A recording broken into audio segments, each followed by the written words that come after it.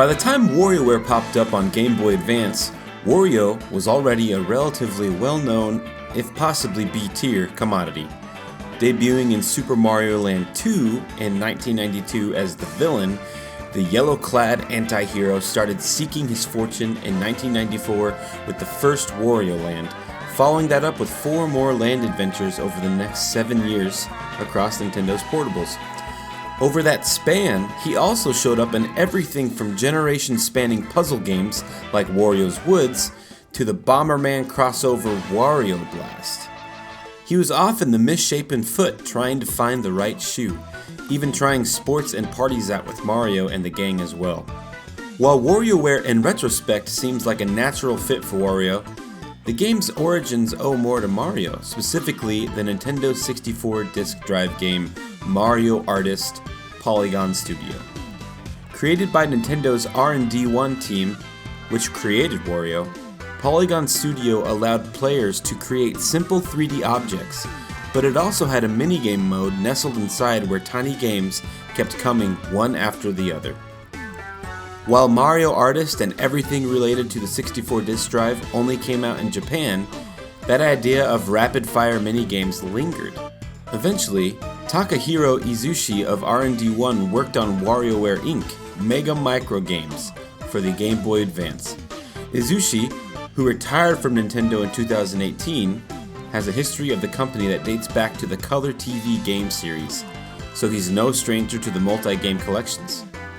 He's also no stranger to Wario, having produced a number of his previous Game Boy adventures. The rest of the core creative team behind the first WarioWare game was director Hirofumi Matsuoka, who was the director of Mario Artist Polygon Studio as well as Mario Paint, who was relatively new to the company and would go on to make all sorts of fun art for the WarioWare and Rhythm Heaven games, and Goro Abe, who would go on to basically be the shepherd of the entire series. The original Game Boy Advance release was extremely well received when it launched in 2003, spawning a multiplayer-focused port on GameCube the next year.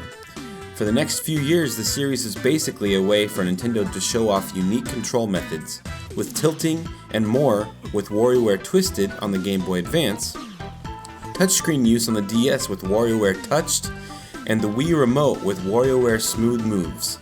It even spawned a forgettable DSiWare launch title that focused on camera usage called WarioWare Snapped.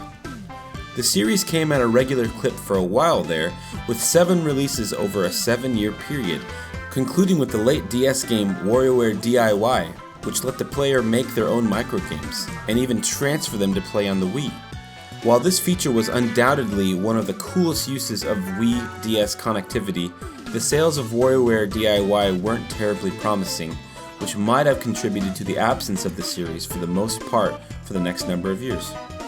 Wario and his microgame friends showed up early in the Wii U's life with Game and Wario, but the mixed reception of the party game helped fuel the ambivalence towards the Wii U, even more so because Game & Wario was more of a traditional party game than the zany microgame style of the past series.